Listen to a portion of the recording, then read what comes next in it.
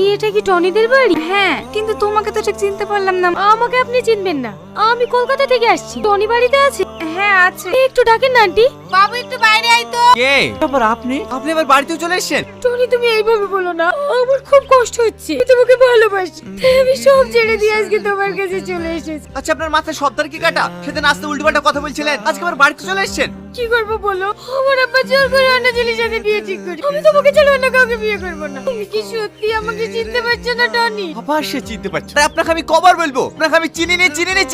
কেন বুঝতে চাইছেন না? তুমি একবার বোঝার চেষ্টা করো। তোমার জীবনে যদি অন্য কোনো মেয়ে এসে থাকে, আমাকে তুমি বলো, আমি চলে যাব। কিন্তু তুমি আমার ভালোবাসা অস্বীকার করো না প্লিজ। তোমাকে না পেলে আমি বাঁচবো না। ভালো ভালো বলছি, এখান থেকে চলে যাও, তাহলে ঘাট ধাক্কা দেওয়ার থেকে বের করে দেবো। এটাকে আর বকিসনি, দুদিন থাকবে বলছে থাকুক। এখানে থাকতে দিলে তো তুই থাকবি। অসভ্য মেয়ে, চল এখান থেকে।